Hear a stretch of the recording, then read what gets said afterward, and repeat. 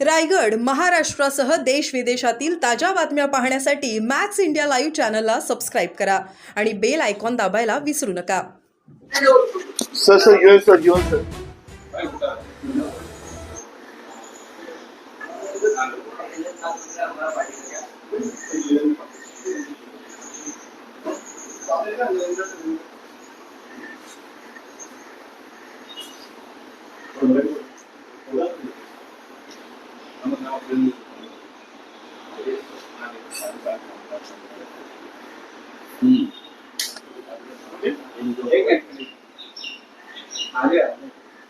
बोलिए.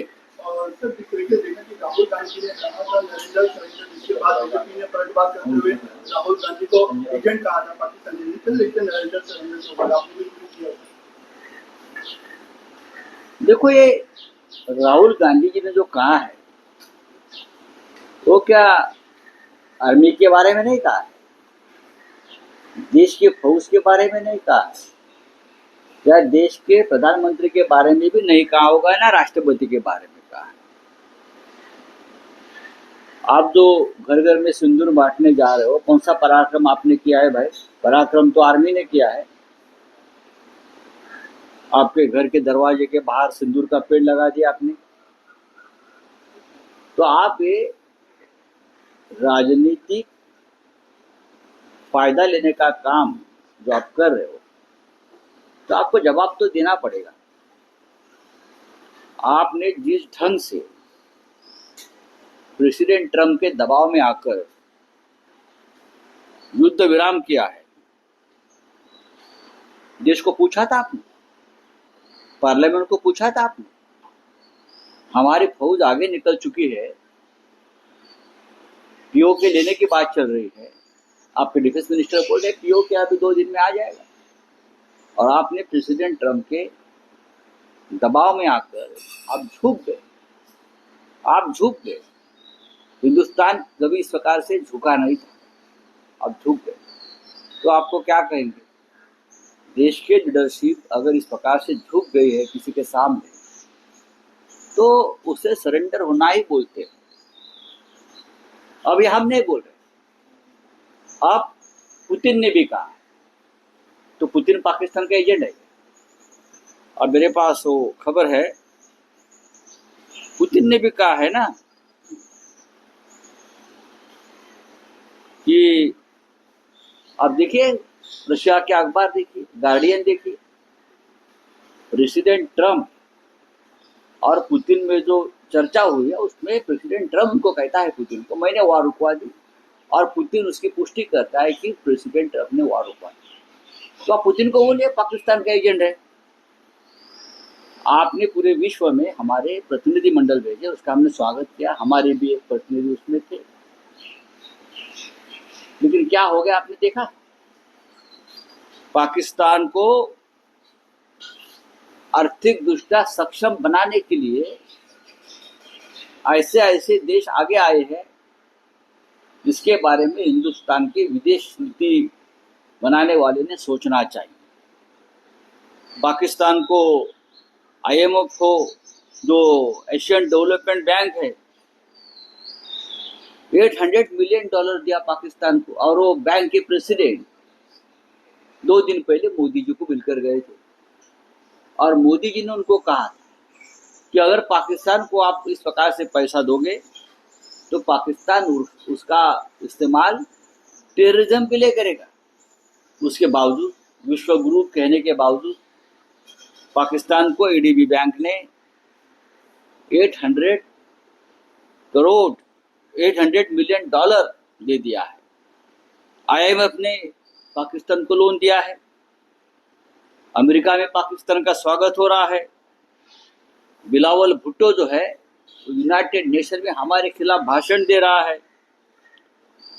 हमारा डेलीगेशन 27 मई को कुवैत गया.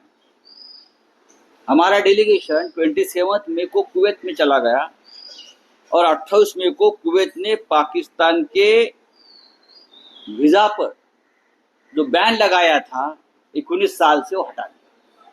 यह हमारी उपलब्धि. तो सवाल तो देश की जनता पूछेगी, सांसद पूछेंगे, नेता पूछेंगे.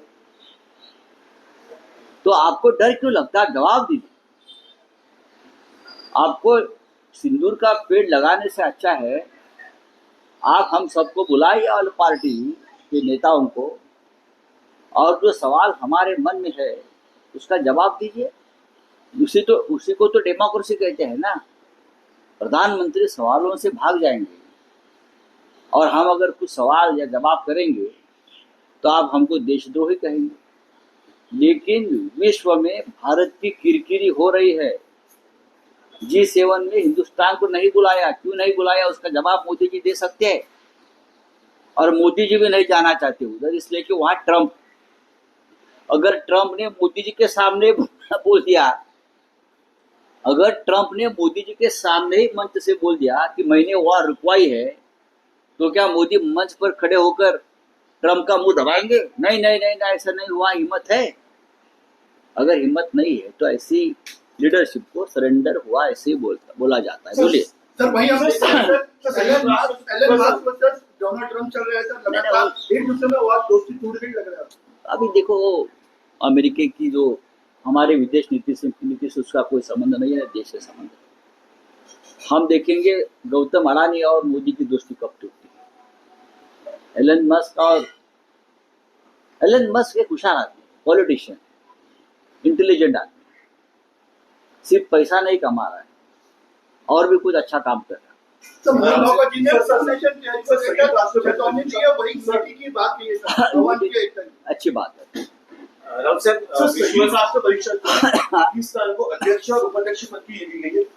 मैंने तो ये तो कहा ना, विदेश नीति काफी मैंने कहा है कि यूनाइटेड नेशन का जो टेररिज्म, इंटेलिजेंट आदमी, सिर्फ पैसा नहीं कमा रहा है और भी कुछ अच्छा काम कर रहा है।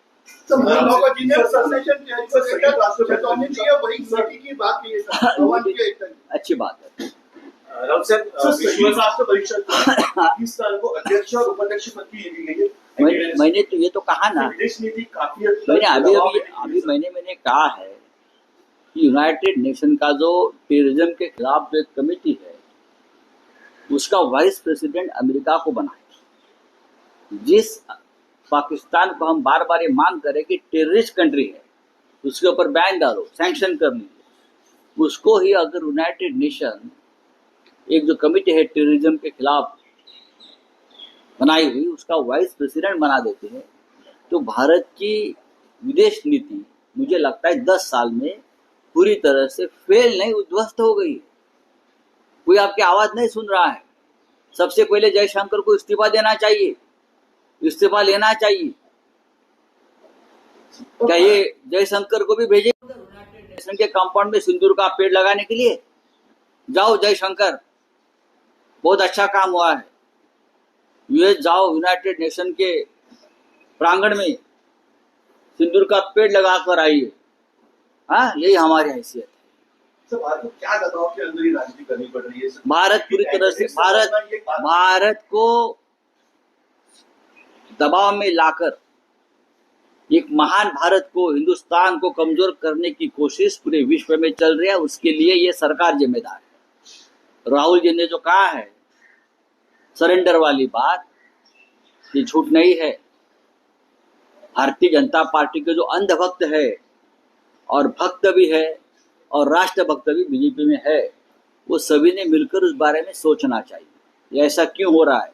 अगर आप असली देशभक्त है तो पूरे विश्व में हिंदुस्तान की किरकिरी क्यों हो रही है, उस बारे में भक्त, अंधभक्त और देशभक्त तीनों ने मिलकर सोचना चाहिए। बोले आपका क्या है? लोकसभा में मोदी जी करीबन 80 से ज्यादा इंटरव्यू देते हैं।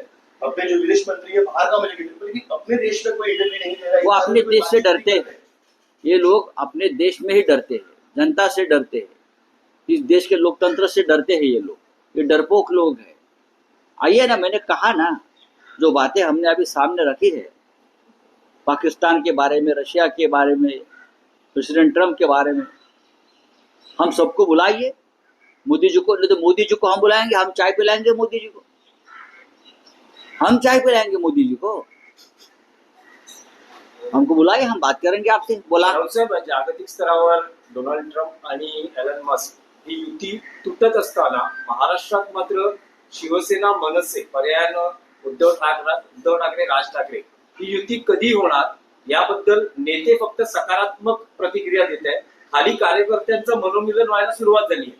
याआधी आपण बघितलं तर कल्याणमध्ये दोन्ही पक्षांचे कार्यकर्ते एकत्र आले, त्यांनी आंदोलन केलं. काल नाशिकमध्ये मनसेच्या कार्यालयाच्या उद्घाटनाला शिवसेना युबीटीचेही पदाधिकारी उपस्थित राहिले. तर कार्यकर्ते खाली मनोमिलन करतायत, नेते फक्त सकारात्मक आहेत. मग आम्ही सकारात्मक आहोत म्हणून खाली कार्यकर्त्यांचं मनोमिलन सुरू आहे ना. तुम्ही एक समजून कसं घेत नाही. आपण फार मोठे पत्रकार आहात सगळे लोक, आपल्याला महाराष्ट्राचं राजकारण चांगलं माहिती आहे. नेत्यांनी सकारात्मक भूमिका घेतल्यामुळेच कार्यकर्त्यांचं मनोबल वाढलेलं. आम्ही सकारात्मक आहोत, माननीय राज ठाकरे सकारात्मक आहेत, त्यांचे सहकारी सकारात्मक आहेत, माननीय उद्धव ठाकरे साहेब सकारात्मक आहेत. आम्ही त्यांचे सगळे सहकारी या विषयावर अत्यंत सकारात्मक असल्यामुळे त्याचा परिणाम जमिनीवरच्या दोन्ही पक्षाच्या कार्यकर्त्यात झाला असेल तर त्याच्यामध्ये चिंतेचं कारण काय? तुम्ही स्वागत केलं पाहिजे त्याचं ना. चिंतेचे कारण नाहीये, पण कसं आहे की पहिला फोन किंवा पहिला संवाद कोण करणार हा मुद्दा आहे. कारण काल अमित ठाकरे असं म्हणाले, दोन भाऊ एकमेकांशी बोलतील. राज ठाकरेंचा नंबर उद्धव ठाकरेंकडे आहे, आदित्य ठाकरेंनी राज ठाकरेंना फोन करावा. तर आता मुद्दा काय फक्त अहंकार किंवा इगोचा राहिलाय? बघा, ही जी मुलं आहेत सगळी त्यांच्या जन्माच्या आधीपासून हे दोन भाऊ आहेत ना. मी त्या दोघांनाही पाहिलंय आणि जाहीरपणे तर आता मी 10 मिनिटांनी राज ठाकरे यांना फोन करतोय किंवा 10 मिनिटांनी उद्धव ठाकरेंना फोन करतोय असं काय सोशल मीडियावर सांगून तर पुढे एकमेकांना फोन करत नाही. काय सांगावं, फोन झाले सुद्धा असतील. तेच विचारायचं, फोन झाले पण काय तुम्हाला बघा, मी वारंवार म्हणा, तुम्हाला फळ दिसल्याचे कारण आहे ना, ज्याला तुम्ही फ्रुटफुल टॉक्स म्हणता. बरं का, तुम्हाला फळ दिसेल ना. तुम्हाला फळ झाडावरती यायला आधी बी लावावं लागतं, मग पाणी घालावं लागतं, मग रोपटं वाढवावं लागतं, मग फांद्या येतात. अशा अनेक प्रक्रियातून फळ येतं. त्या प्रक्रियेला सुरुवात झालेली आहे आणि मला पूर्ण खात्री आहे की काही दिवसांनी तुम्ही म्हणाल खूपच झाडाला फळं आली आहेत, एवढी लवकर फळं आली कशी? फळं येतील ना, फळं येतील. अमित ठाकरेंनी तुम्हाला शिवतीर्थ कॅफेटेरियाचंही आमंत्रण दिलं आहे की जसं पुस्तक पाठवलं जाऊ शकतं, तर मग संजय राऊत स्वतः का नाही येत युतीचा प्रस्ताव? असं आहे की अमित ठाकरे याला मी त्यांच्या जन्मापासून पाहिलं, गोड मुलगा आहे. जसं आमचा आदित्य आहे तसा अमित आहे आणि त्याची विधानही फार गोड आहे. त्याच्या मनामध्ये जी भावना आहे त्या भावनेचं मी त्याचा काका म्हणून स्वागत करतो आणि फार छान त्यांची हल्ली विधानं फार चांगली आहेत. आदित्यचं भूमिका फार उत्तम आहे. आता तुम्हाला मनोमिलन म्हणजे अजून काय मनोमिलन हवंय? मग होईल ना. मी कॅफेमध्ये नाही, मी घरी जाईल. आमच्यासाठी ते कॅफे नाहीये, आमच्यासाठी ते दुसरं घरच आहे ना. पण राऊत साहेब, एक आहे की त्यात जे म्हटलं जात आहे की तुम्ही असं म्हटलं किंवा उद्धव ठाकरेंनी मध्यंतरी असं म्हटलं की भाजप आणि शिंदे यांच्याशी जर राज ठाकरे बोलत असतील तर मग कसं काय होणार? यावर मनसेतून असं म्हणणं आहे की शिवसेना उद्धव बाळासाहेब ठाकरे किंवा उद्धव ठाकरे हे काँग्रेस आणि एनसीपीचं काय करणार? आमच्यासाठी ते कॅफे नाहीये, आमच्यासाठी ते दुसरं घरच आहे ना. पण राऊत साहेब, एक आहे की त्यात जे म्हटलं जात आहे की तुम्ही असं म्हटलं किंवा उद्धव ठाकरेंनी मध्यंतरी असं म्हटलं की भाजप आणि शिंदे यांच्याशी जर राज ठाकरे बोलत असतील तर मग कसं काय होणार? यावर मनसेतून असं म्हणणं आहे की शिवसेना उद्धव बाळासाहेब ठाकरे किंवा उद्धव ठाकरे हे काँग्रेस आणि एनसीपीचं काय करणार आहे? काँग्रेस एनसीपीला बाजूला ठेवणार आहेत का? असाही मुद्दा ते उपस्थित, तर पुढचे काही मुद्दे होऊ शकतात. मुंबई महापालिकेचा हा विषय आहे किंवा महानगरपालिकांचा विषय आहे. एकनाथ शिंदेचा पक्ष आणि भाजपा आणि काँग्रेस राष्ट्रवादी या जमीन आसमानचा फरक. काँग्रेस आणि राष्ट्रवादी महाराष्ट्राचे शत्रू नाही. त्यांनी बाळासाहेब ठाकरेंची शिवसेना आज पक्षांतर झालेली आहे यात.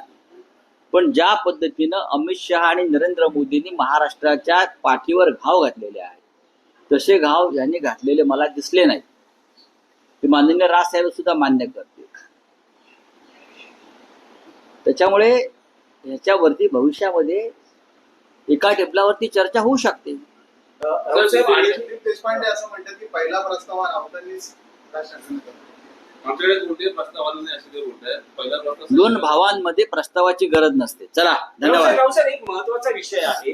काल सुप्रिया सुळेंची पत्रकार परिषद झाली, त्यात त्यांनी असं म्हटलेलं आहे की सर्वपक्षीय खासदार हे विदेश दौऱ्यावर भारताची बाजू मांडण्यासाठी गेले असताना अधिवेशनाची मागणी करणं कितपत, म्हणजे घाईघाईनं अधिवेशनाची मागणी करणं कितपत योग्य आहे, आणि मी स्वतः परदेशात होते या शिष्टमंडळात, त्यामुळे मी स्वाक्षरी करू शकतो. बरोबर, मीही शरद तेच. पवारांचंही तेच म्हणणं आहे की पहिला देश आहे आणि त्यानंतर बाकीचे मुद्दे.